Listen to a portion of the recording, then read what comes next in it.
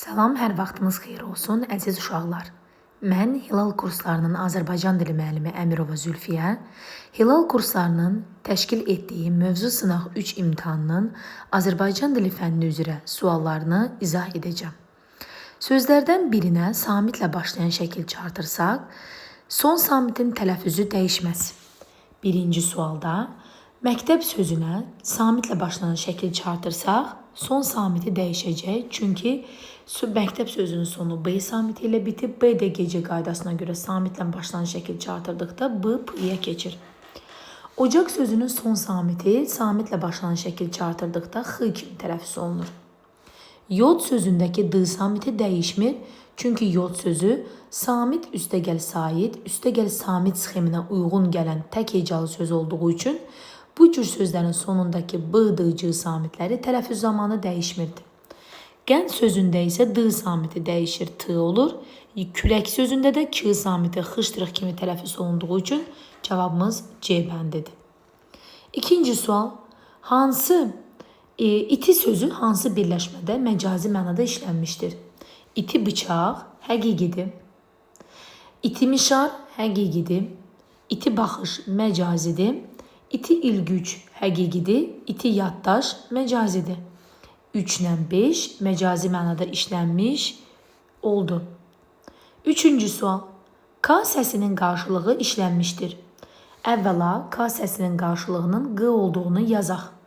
Natiq sözündə Q səsi yox, K səsi var. Şərik sözündə K səsi var. Çünki şərik sözünün son samitinin tələffüzü dəyişmir. Qanun sözünün tələffüzü dəyişməsə də burada transkripsiyada, yəni tələffüzdə Q samiti olduğu üçün cavabımız C-dir. Məqsəd sözündə Q K kimi, torpaq sözündə də Q-nı biz X kimi tələffüz etdiyimiz üçün cavabımız C bəndidir. Dostsuz insan qanadsız quş kimidir. Dördüncü sualda bu cümlədə neçə sözün yazılışından tələffüzünün fərqli olduğunu soruşur. Dostsuz sözünün tələffüzündə T samiti düşür. Dost sözü S-T ilə bitdiyi üçün bu cür sözlərə samitlə başlanan şəkil çağırtırdıqda T samiti düşürdü. Səs düşümü hadisəsi baş verirdi. İnsan sözü olduğu kimi tələffüz olunur. Qanadsız sözündəki D, B, D, gecə qaydasına görə T-yə keçir. Quş kimidir. R yox, R-sız tələffüz etməliyik. Çünki bu şəxs sonluğu kimi, D kimi tələffüz olunur bu şəkil üçün tələffüzü. Cavabımız C bəndidir. 5-ci sual. Variantlardan biri çox mənalı sözlər cərgəsini davam etdirə bilməz. Həm ağır, həm qara, həm baş çox mənalı sözlərdir. Diş çox mənalı olan bədən üzvüdür. Bu davam etdirə bilər bu sıranı. Maşında çox mənalı bədən üzvü olmayan sözümüzdür. Səhifə 24-də bu sözlər verilmişdir. Ona görə bu da sıranı davam etdirə bildiyi üçün cavabımız maşında deyil. Alçaq, alçaq sözü çox mənalı sifətlərin içərisində var idi. Ona görə də bu sözdə bu sıralamanı davam etdirə bilər. Çünki alçaq sözü də çox mənalı sözdür. Lakin parta sözü tək mənalı sözdür. Yuva sözü də çox mənalı bədən üzvü olmayan isimlər arasında olduğu üçün cavabımız E-də deyil. 6. Hansı cümlədə məcazi mənada işlənmiş söz var? İstihava insanı, adamı çox yorur. Burada bütün sözlər həqiqidir. Burada yoxdur məcazi mənalı söz. Acı biberli yeməklər dadlı olur. Bu cümlədə də bütün sözlər həqiqi mənada işlənib. Şirin dil ilanı yuvasından çıxardar. Dil həqiqi mənada şirin deyil. Ona görə də cavabımız C variantıdır. Soyuq su dişlərə ziyandır. Həqiqi mənada bütün sözlər. Sürəyyə daşıdığı ağır çantanı yerə qoydu. Burada da bütün sözlər həqiqi mənada işlənmişdir. 7-ci sual. Bəndlərdən birindəki fərqləndirilən söz çox mənalı funksiyası daşıyır. Uşağın ayağı həqiqidir. Çayın qolu məcazidir. Yəni cavabımız bizim B bəndidir. Quşun qanadı həqiqidir. Pişiyin gözü həqiqidir. Donun ətəyi bu da həqiqidir. Deməli cavabımız bizim nədir? Məcazi mənada işlənən çayın qolu birləşməsindəki qol sözü. Amonim sözlər cərgəsini göstərin. 8-ci sualda amonimlər sözlər cərgəsini tapmaq üçün amonimlər lüğətini əzbər bilməliyik. Aşıq sözü də, buruq sözü də, çən sözü də amonim sözlərdir. Cavabımız A-dır. B variantında baş və ayaq sözləri çox mənalı sözlər idi. Həmçinin sənətdə amonim söz deyil. Çıxırıq. Ətək sözü Çox mənalı sözdür. Dil sözü amonim həm də çox mənalı olsa da, qoca sözü yalnız çox mənalı olduğu üçün cavabımız C-də deyil. D bəndi, kağız sözü, ay və dəniz sözləri, kağız və dəniz sözləri amonimlər arasında yoxdur. Kitab, aş və qar sözlərində də kitab sözü ilə qar sözü çox mənalı sözlərdə arasında olmadığı üçün cavabımız A bəndi doğrudur. 9-cu sual. Hansı söz hecalara ayrılır, ancaq sətirdən sətrə keçirilə bilmir? Ailə sözü 3 hecalı sözdür. Həm hecalara ayrıla bilir, həm də bütün 3 hecalı sözləri biz sadəcə düzgün şəkildə sətirdən sətrə keçirə bilərik. Ona görə də hecalar düzgün ayrılan və sətirdən sətrə keçirilə bilməyən söz ailə deyil. 4 sözü ümumiyyətlə hecalara da ayrılmır, sətirdən sətrə də keçirmək mümkün deyil. Aid sözü hecalara aid olaraq ayrılır. A saitini təkcə biz yuxarıda və təkcə sətrin aşağısında qoya bilmədiyimiz üçün aid sözü bəli hecalara ayrılır, ancaq sətirdən sətrə keçmir. Müddəa. Müddəa sözü həm hecalara ayrılır, həm də sətirdən sətrə bunu keçirmək mümkündür. İdrak sözü də hecalara ayrılır, həmçinin də sətirdən sətrə keçirmək də mümkün olduğu üçün cavabımız bizim C variantıdır. 10. Sözlərdən birinin həm leksik, həm də qrammatik mənası var. Xeyir sözünün biz bilirik ki, dilimizdə olan bütün sözlərin leksik mənası olmur. Şəkilçilərin, hissəcilərin, köməkçi hissələrinin leksik mənası olmur. A bəndi xeyir. Xeyir sözü burada i ilə yazıldığı üçün bu xeyir fayda səmərə deməkdir. Bu sözün həm leksik mənası var, həm qrammatik mənası var.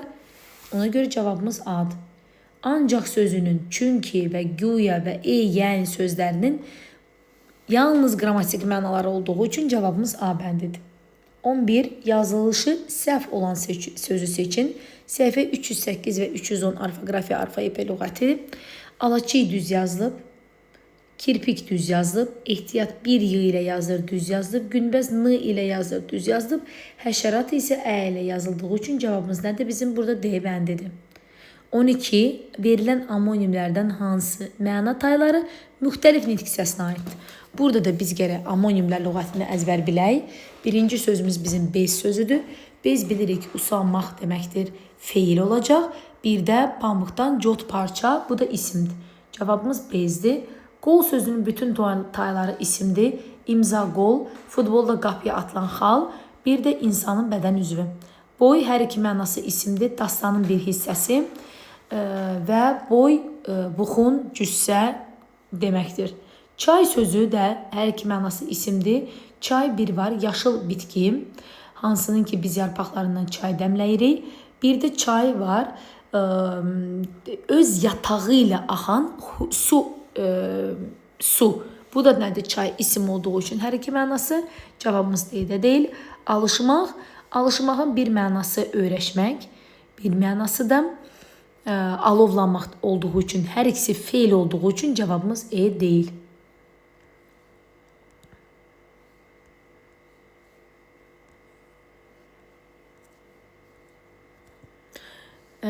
Deməli, 13-cü sual. Səs uzanmasına görə məntiqi ardıcılığı tamamlayın. Elan, möcüzə və casus.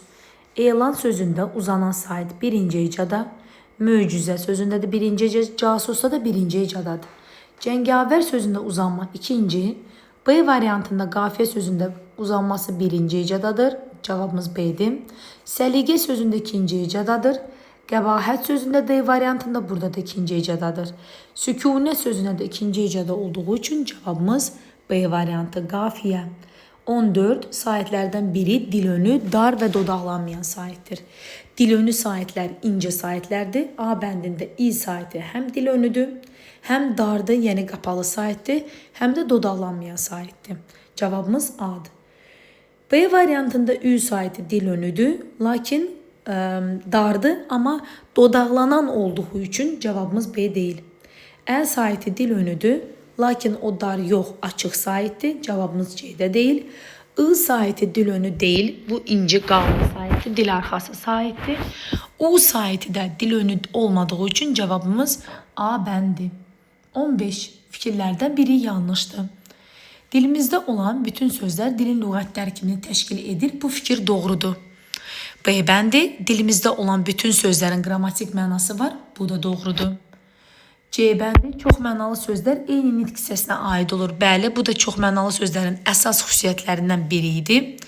D bəndi məcazilik ən çox isim, sifət və feillərdə özünü göstərir. Bu da doğrudur. Demişdik ki, digər nitq hissələrində məcazili demək olar ki, olmur.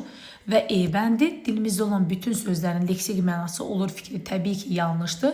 Çünki dilimizdə olan bütün sözlərin leksik yox, qrammatik mənası olur. Köməkçi nitq hissələri, şəkilçi və hissəcilərin yalnız qrammatik mənası olur. Avtomat sözünün fonetik təhlili ilə bağlı hansı fikir yanlışdır? İlk öncə biz bu sözün tələffüzünü yazmalıyıq. Avtomat sözü V ilə yazılır, F ilə tələffüz olunur. Avtomat deyə tələffüz olunur. Ahəng qanuna tabedirmi avtomat sözü? Bəli, tabedir. Avtomat şəklində hecalara ayrılması bu da düzgündür. Çünki biz sözü hecalarını yazılışı orfoqrafiya üzərində bölürük hecalara. Saitlərin hamısı dil arxası saitlərdir. Bəli, burada saitlərin hamısı qalın, yəni dil arxası saitlərdir. Sözdə iki dodaqlanmayan, bir dodaqlanan sait var.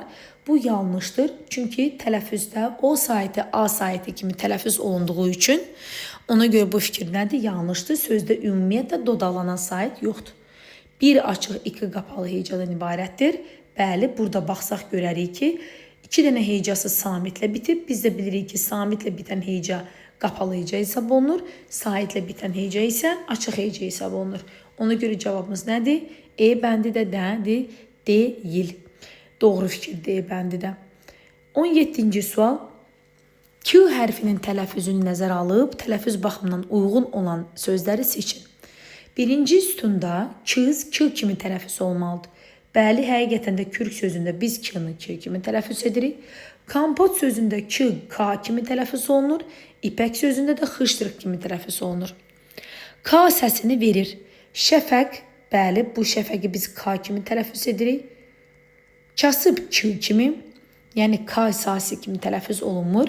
Ürək sancısında da K xıştırıq kimi tələffüz olunur. Yenə də K olmadığı üçün qabağında çıx qoyuruq. Üzük qaşı, burada K samitini biz xıştırıq kimi tələffüz edirik, çıx qoyuruq.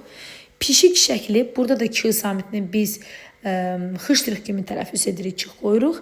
Çiçək iyi isə, bəli, bu doğrudur. Çünki çiçək sözünün son samiti K olduğu üçün, ondan sonra sait gəldiyi üçün çiçək sözü də necə tələffüz olunur? Yığız kimi tələffüz olunur sonundakı samit. Deməli, 17-ci sualda cavabımız uyğunluğu dediyi üçün 1, 2 və 9-dur. Hansı rəqəmlərin qabağına üstəgəl işarəsi qoymuşuqsa, həmin cavablar nə olur? Doğru olur. 18. Hansı söz çox mənalıdır və tələffüzündə səs artımı var? Şam sözü çox mənalı söz deyil, bu amonimdir. Lövhə çox mənalı söz olsa da burada səs artımı yoxdur. Alçaq çox mənalı sözdür, amma səs artımı yoxdur. Zəif sözündə ə və i-nin arasında biz tələffüzdə y artırırıq. Həmçinin zəif sözü çox mənalı sözdür. Zəif külək, zəif insan, zəif xasiyyət.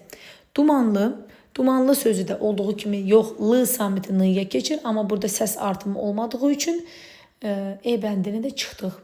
19-cu sual. Qaldırmaq nöqtələrin yerinə hansı söz yazılsa, alınan ifadə həm həqiqi, həm məcazi mənada düşünülə bilər. Çantanı qoysaq, çanta qaldırmaq yalnız həqiqidir. Stol qaldırmaq yalnız həqiqidir. Ayaq qaldırmaq ancaq həqiqidir. Əl qaldırmaq isə həqiqi də ola bilər, məcazi də ola bilər. Əl qaldırmaq bir fəaliyyətini uşaqları vurmaq, döymək mənasında işlənir. Kimisə əl qaldırmaq, bir də var həqiqi mənada şagirdlər müəllimin sualına cavab vermək üçün əl qaldırdılar. Cavabımız 4, yəni D bəndidir.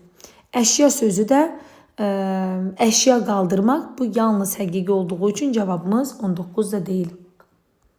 20-ci sual. Hansı sözə saitlə başlanan şəkilçi artırdıqda q-ğı əvəzlənməsi baş vermir? A bəndi qaymaq. Qaymaq sözünə sait artıranda olur qaymağı, q-ğıya keçir, dəyişir. Monoloq sözündə sait artıranda monoloqu dəyişmir. Cavabımız B bəndidir. Qulaq sözündə sait artıranda olur qulağı, ğı daha doğrusu. Bəli, bu da nə oldu? dəyişdi. Q samiti dəyişir, olur. Q samitinə keçir. Qulağı. Uzaq sözünə də sait artıranda uzağa tələffüz olunur, həm də yazılır. Yaxşılıq sözünə də sait artıranda nə olur? Yaxşılığı. Q-ğıya əvəzlənir, keçir. Deməli, cavabımız nədir bizim? A bəndidir. Keçək mətn suallarına. 21-25-ci suallar mətn əsasında həll ediləcək. Kəndlilərdən biri başqa şəhərdə yaşayan qohumlarından bir məktub alır. Tez axtarıb mollanı tapır. Oxumaq üçün məktubu ona verir. Molla baxır ki, məktub çox qarmaqarışıq yazılıb. Səhvlər çoxdur. Vaxtını itirmək və sərf eləmək istəmir, kəndlini başından eləmək üçün deyir. Sən bir ayrı adam tap, bunu oxusun. Kəndli deyir, yox molla əmi, əl çəkəsi deyiləm, gərək oxuyasan. Molla deyir, əvvəla mən farsça bilmirəm. İkincisi, bu məktub türkçə yazılıb. Üçüncüsü də elə-belə oxuya bilmirəm. Kəndi hirslənir. Yaxşı, fars dilini bilmirsən, türk dilini bilmirsən, oxuya da bilmirsən. Daha dəyirman daşı boyda papağı başına niyə qoymursan? Molla, əgər papaq ilə toxumaq olarsa, buyur qoy başına bircə kəlmə oxu görək.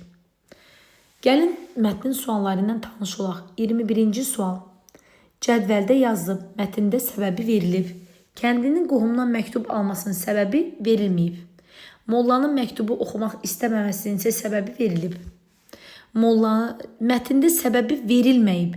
Kəndlinin mollaya hirslənməsinin səbəbi verilib. Məktubun qarmaqarışıq yazılmasının səbəbi isə verilməyib.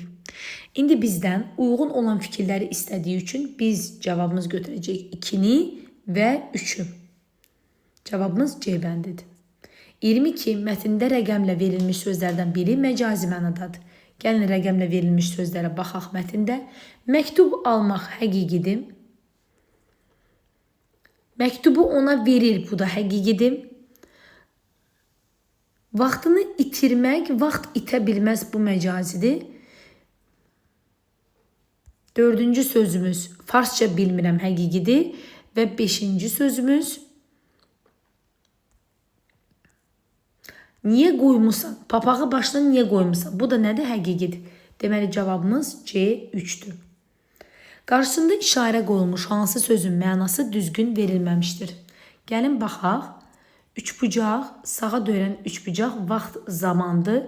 Bunu düz veriliblər. Deməli, bunun var. Mənası düzgün verilib. Aydın. Aydın sözü. Qarmaqarışıq. Aydın sözünün burada əvəz edici bir söz yoxdur. Çünki qarmaqarışıq əksinə aydın olmayan deməkdir. Cavabımız C deyil. C'dir, daha doğrusu düzgün verilməmişdir deyir. Özgə ayrı başqa deməkdir. Burada da dairə.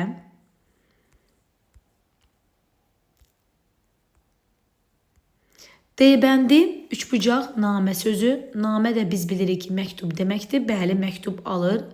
Gördüyünüz kimi burada. Ona görə də cavabımız olur C bəndi. Söz sözü də burada, bir dənə sözə də baxaq. Söz məktub alır, vaxtını itirmək istəmir. Bir dəqiqə, deməli. İşarə qoyulmuş, bir söz, yəni kəlmə buradaymış bu söz mətndə. Ona görə bunu da əvəz edə bildiyimiz üçün cavabımız aydın sözüdür. Çünki qarışıq sözü aydın yox, dolaşıq deməkdir. Aydın olmayan deməkdir. Ona görə cavabımız nədir? C bəndidir. Fikirlərdən biri mətnin plan bəndi ola bilməz. Kəndli ilə mollanın söhbəti ola bilər. Mollanın kəndli ilə dostlaşması ola bilər. Qohumdan gələn məktub var idi. Qarmaqarışıq yazılmış məktub var idi. Kəndlinin gətirdiyi məktub var idi. Amma molla ilə kəndlinin dostlaşması yox idi. Cavabımız B bəndidir. Hansı xüsusiyyəti kəndliyə aid etmək olar? Kəndli çox inadkar idi. İsrarla mollanın məktubu oxumağını istəyir. Oxumuş insandır. Bunu biz bilmirik. Yox idi belə bir məlumat. Müdrikdir. Xeyr. İnadkardır. Bəli. Qorxaqdır. Qətiyyən. Burada qorxmaqdan danışılmır. Qəddardır. Qəddar da deyil, çünki burada qəddarlıq olması bir iş də olmamışdır. Cavabımız nədir? E bəndi. Suallarımızın izahı bitmişdir. Sağ olun əziz şagirdlər, hamınıza uğurlar.